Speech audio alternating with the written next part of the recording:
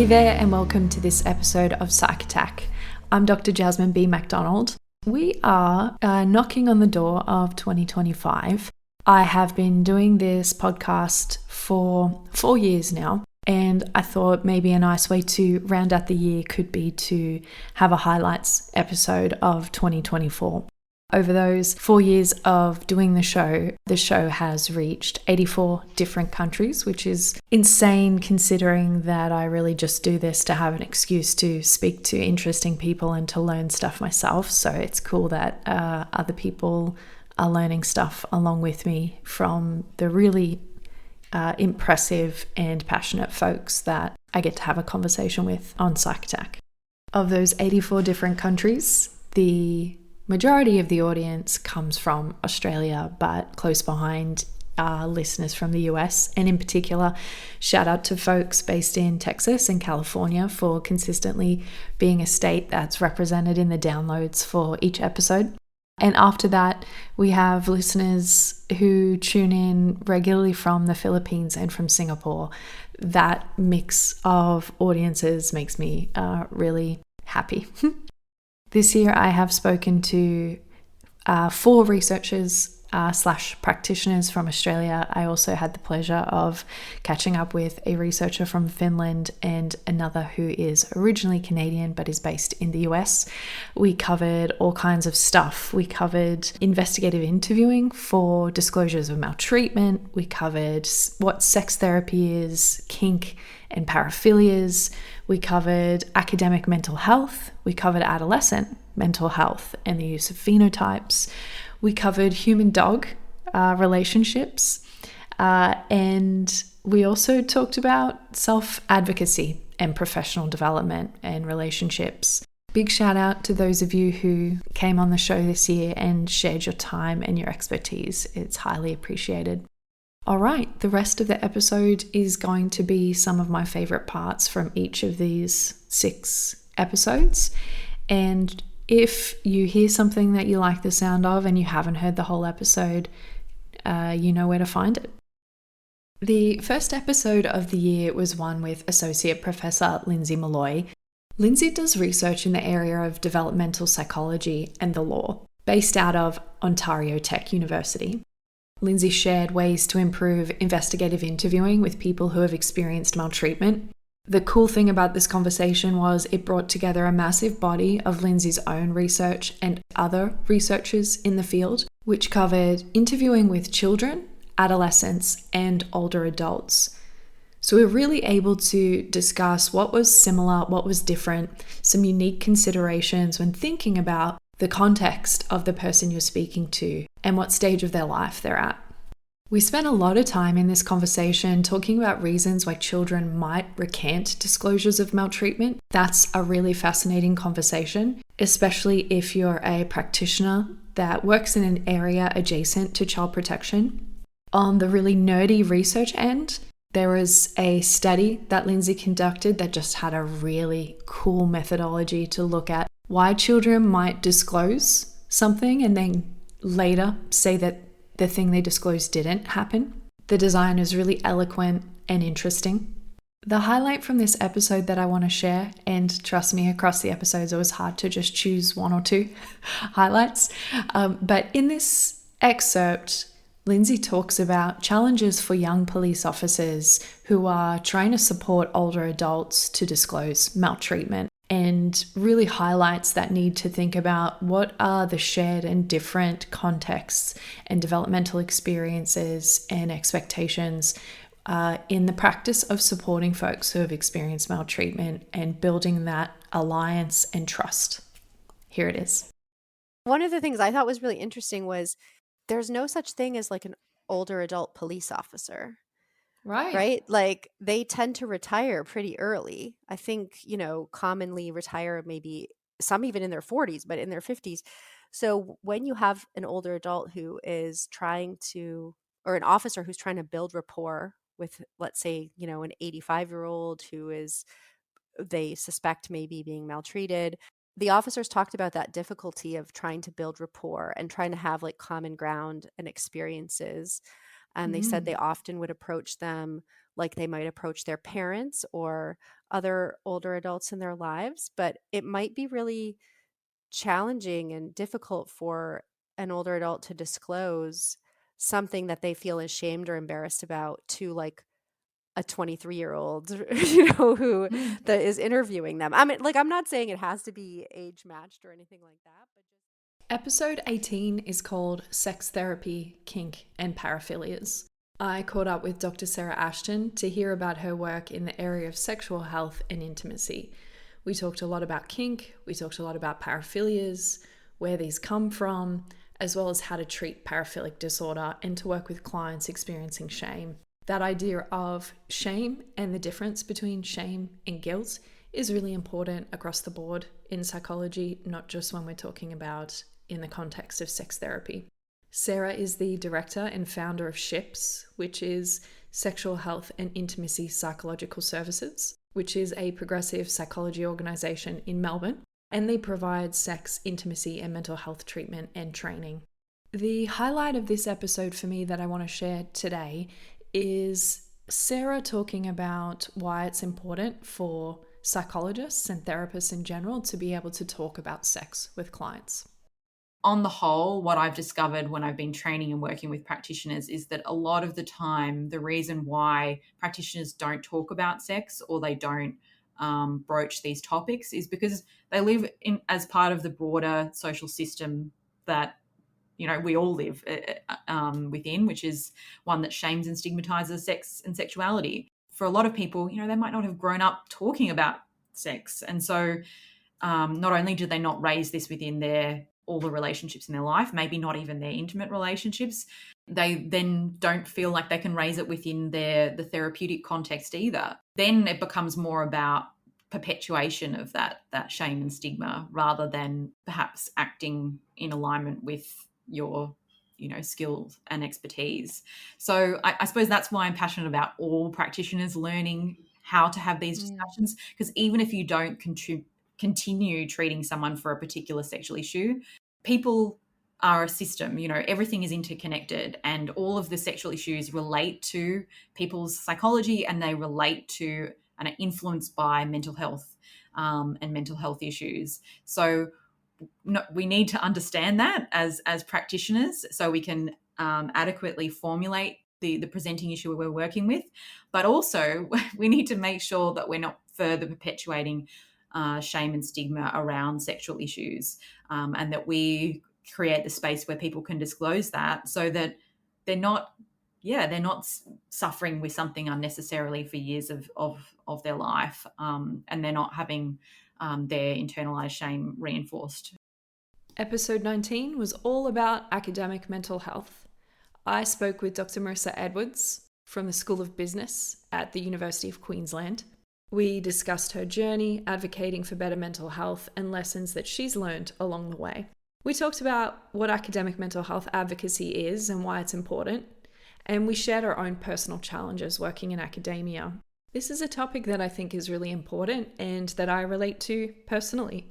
I did my PhD thinking that I would stay in academia, and after years of teaching and research in a couple of different universities, really found that the fit wasn't right for me and that personnel within the university system tend not to be valued the way that they should be.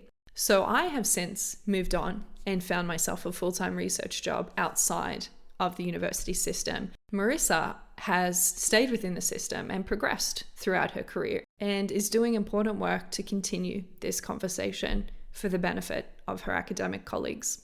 In this episode, we also talk about the importance of sharing success as well as failures, and we finish up with ways to safeguard your time and well-being as an academic.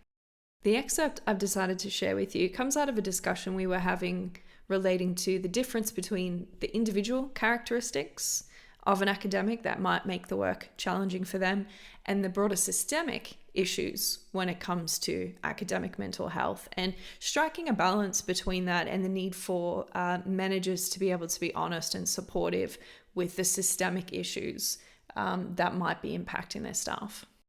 When people's concerns are dismissed, turnover happens, quitting, people decide that they're going to leave. And managers need, I guess, to recognize that they're going to be losing, people who are highly dedicated, really committed, high performers. Because if managers are not going to acknowledge at least your emotional experience and acknowledge your distress and recognize that it's not you, it's the system, but what can I do to support you? Is it any wonder why people do leave academia? In episode 20, I had the pleasure of catching up with Dr. Jade McEwen, and the topic was self-advocacy and professional relationships. Jade shared about her professional and personal experiences of self-care, the benefits of being unapologetically self-promoting, and working out how to be heard in order to get the support that you need. Jade is the Assistant Director of Research at the NDIS Quality and Safeguards Commission. For folks outside of Australia, the NDIS is the National Disability Insurance Scheme, an Australian government scheme that funds reasonable and necessary supports associated with significant and permanent disability for people under 65 years old.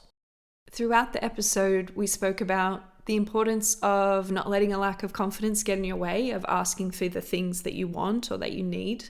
We spoke about the importance of relationships in research and in practice, emphasizing that cool stuff is created by people together.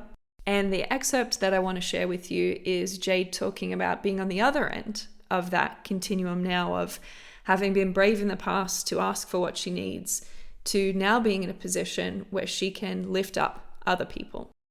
I guess one of the things that helps me is not only the fact that people have believed in me and lifted me up and given me opportunity and the wonderful life that I've now been afforded, which I'll continue to work hard to keep because that's gratitude, is lifting other people up. And I think it becomes a bit of an addiction because when you have achieved whatever it is that you desire, and for me, just being paid to think and talk to wonderful people and contribute to great projects, I'm so blessed. What I do now and the roles I've performed make my heart sing. Could not be happier. But, we're obligated to help others then. And you feel a different kind of confidence, inner happiness when you're able to do that for somebody else.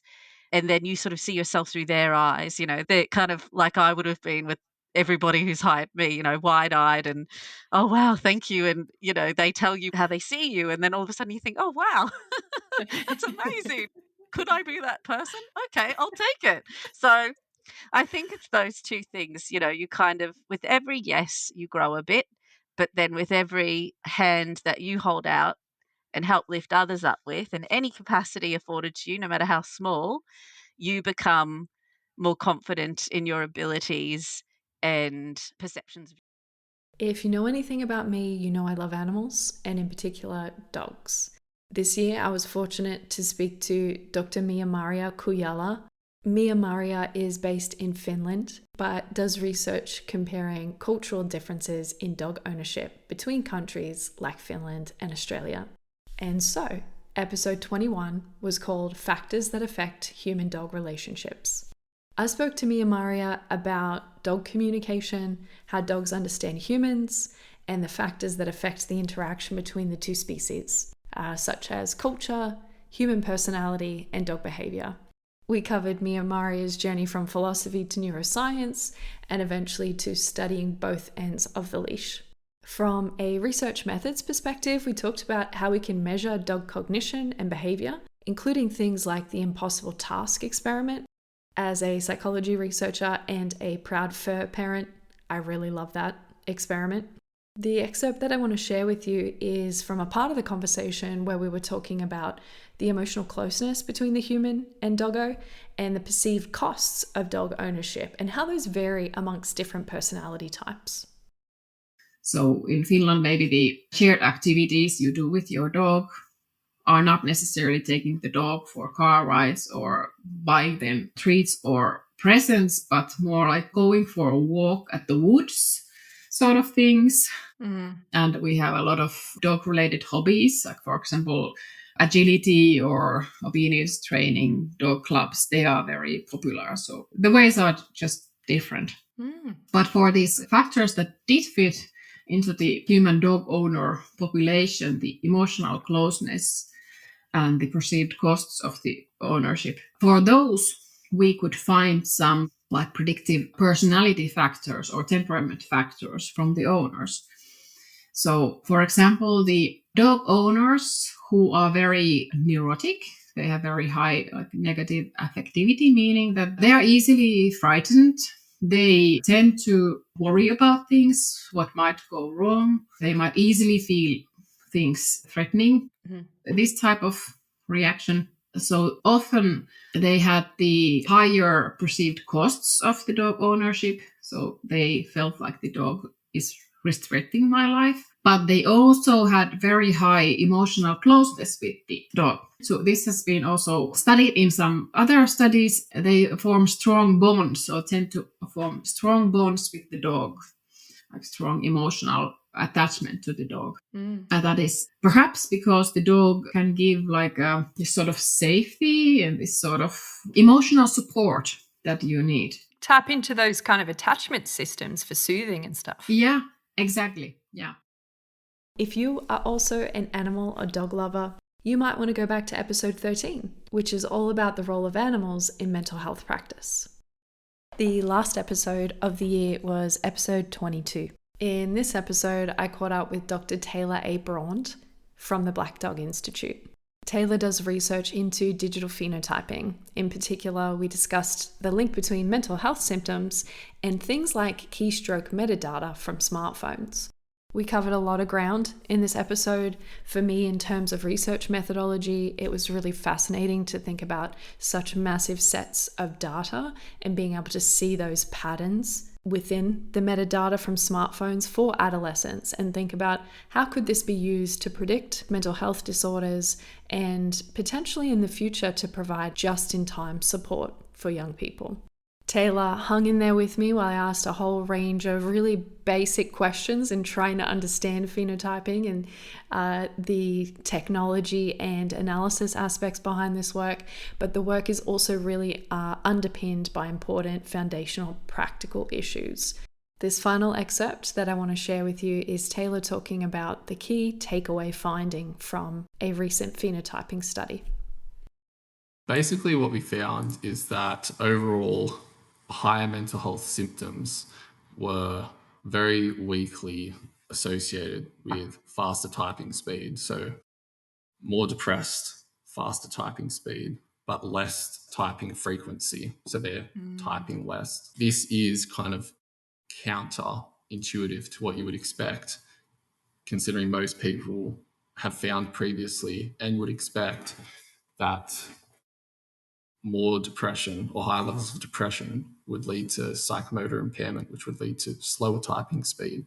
So I think it's a really interesting finding in terms of what is it that's unique about the data collected that we have and how that differs from other studies that are out there. That is a little taster plate of the conversations I got to have on Psych Attack in 2024. It was an absolute delight and privilege. Thank you again to all of those guests. These excerpts actually don't do justice to the full conversations. Psych Attack is a long format interview podcast. The guests and myself take time away from the other work that we're doing to have really meaningful, thoughtful conversations. That means that being a frequent listener is a time commitment on your behalf. I want to really thank everybody who has tuned in 2024. I want to thank folks who have reached out to let me know that they enjoy the show and what it is that you enjoy about it. That makes me very happy. I would like to also do a shout out to Morgan McRae. Morgan came on board as the audio editor. In the last 12 to probably 18 months, I've had a lot of backlog recordings that with the various other things that I do and, full-time research job and other side research and writing projects that I don't have the time to do as much editing as I would like to. So thank you, Morgan, for making most of the episodes in 2024 a reality.